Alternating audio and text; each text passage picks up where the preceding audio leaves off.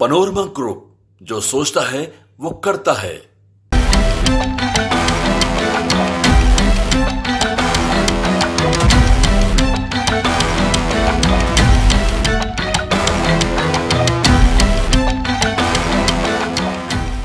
नमस्कार, आप देख रहे हैं न्यूज हाट। मैं हूं आपके साथ रितेश शर्मा।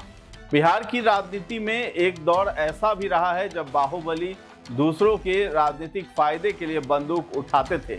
उनकी ताकत के दम पर कई राजनेता विधानसभा और लोकसभा तक पहुंचे, मगर वक्त बदला और इन बाहुबलियों ने खुद राजनीति की पिच पर उतरने का फैसला किया। धीरे धीरे ये समझ बनने लगी कि जब वे दूसरों को जीत दिलाकर सदन भेज सकते हैं तो क्यों न खुद भी वहां पहुंचे। इसी सोच के साथ बिहार के कई बाहुबलियों ने किसी दल पर निर्भर रहने की बजाय निर्दलीय चुनाव लड़ने का रास्ता चुना।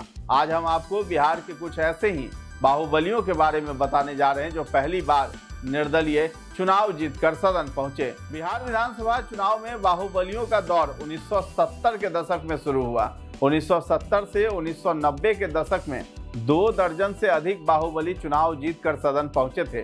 इनमें कुछ तो दलों के टिकट पर चुनाव जीते, लेकिन ज्यादातर बड़े बाहुबलियों ने अपना संसदीय जीवन निर्दलीय ही शुरू किया।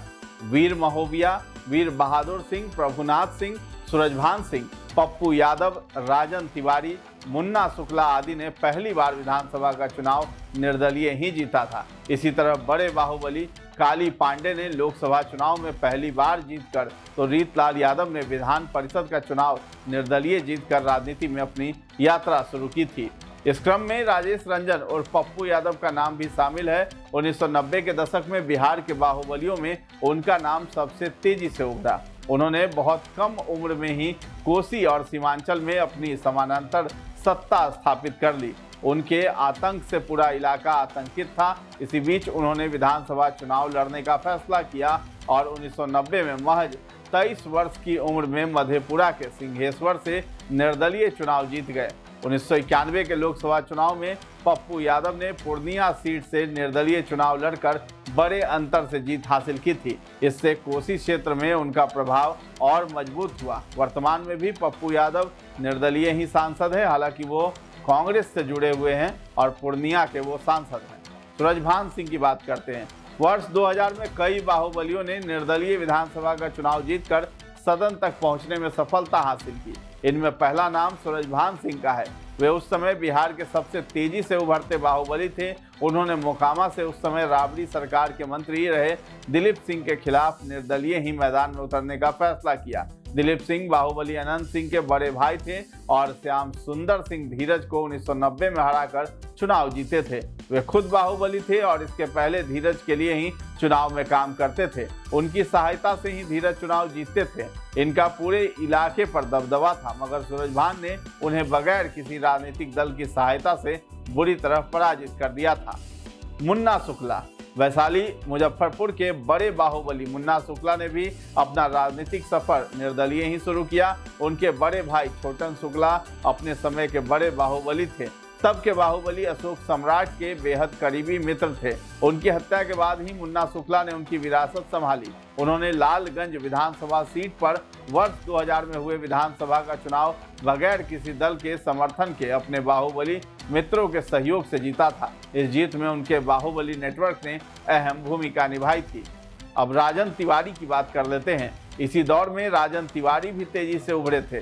उन्होंने भी गोविंदगंज से निर्दलीय चुनाव लड़ा और जीतकर विधानसभा पहुंचे थे। उन्होंने तब वहां के दिग्गज नेता एवं मौजूदा विधायक भूपेंद्र नाथ दुबे को पराजित किया था। भूपेंद्र नाथ दुबे के पहले उनके भाई देवेंद्र नाथ दुबे वहां के विधायक थे। इस जीत ने उन्हें बिहार की राजनीति में एक मजबूत जगह दिलाई थी। वीर महोबिया, वीरेंद्र सिंह और वीर महोबिया वैशाली के बड़े बाहुबली थे। महोबिया 10 अंगुलियों में अंगूठी पहनते थे और हाथी भी पालते थे। उन्होंने 1980 में जंदाहा विधानसभा क्षेत्र से पहली बार निर्दलीय चुनाव जीता था। उनके समर्थक वीर महोबिया कराम कराम, वोट गिरेगा धड़ाम झड़ाम के नारे के साथ क्षेत्र में भ्रमण करते थे। ऐसे तो उन्होंने 1977 विधानसभा का चुनाव भी लड़ा, लेकिन उसमें बुरी तरह हार गए और 5वें स्थान पर रहे थे।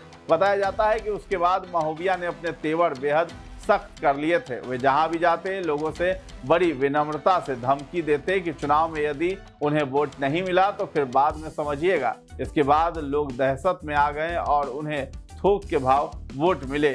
अब बात करते हैं वीर बहादुर सिंह की। इसी तरह वीर बहादुर सिंह भी बक्सर के बड़े बाहुबली थे और दर्जनों नक्सलियों की हत्या के आरोपित थे। पिता की हत्या के बाद उन्होंने बंदूक उठा ली, फिर तो उनके नाम से विरोधी कांपने लगे थे। उन्होंने भी 1977 में चुनाव में भाग्य आजमाया लेकिन सफलता नहीं मिली। इस हार को उन्होंने चुनौती के रूप में ले ली और अपने इलाके के सामाजिक समीकरण पर काम किया। फिर उन्होंने राजपूत और कोयरी का गठबंधन बनाया। इसी बूते 1980 में निर्दलीय चुनाव जीतकर वे विधानसभा पहुंचे थे। काली पांडे और रीतलाल भी निर्दलीय ही जीते। काली पांडे ने सांसद के रूप में तो रीतलाल यादव ने विधान पार्षद के रूप में निर्दलीय ही अपना राजनीतिक सफर प्रारंभ किया था। काली पांडे ने तो 1980 में कांग्रेस की लहर में भी गोपालगंज लोकसभा सीट से निर्दलीय चुनाव जीतकर संसद पहुंचे। उसी तरह रीतलाल यादव ने विधान परिषद का चुनाव 2015 में निर्दलीय ही जीता था। अब बात करते हैं प्रभुनाथ सिंह की। प्रभुनाथ सिंह 1980 के दशक में सारण में सबसे तेजी से उभरता राजनीतिक चेहरा बन गए थे। उन्होंने 1985 में मसरख से निर्दलीय ही चुनाव जीतकर सबको अपनी ताकत का एहसास करा दिया। वे 1990 में विधानसभा और फिर 98 में लोकसभा का चुनाव जीतकर अपने राजनीतिक सफर को आगे बढ़ाया। हालांकि बाद में वे राजद और जदयू दोनों दलों में शामिल रहे। तो फिलहाल इस खबर में इतना ही। न्यूज़ हाट के साथ बने रहें और अभी तक हमारे चैनल को आपने सब्सक्राइब नहीं किया है तो जरूर कर लें। धन्यवाद।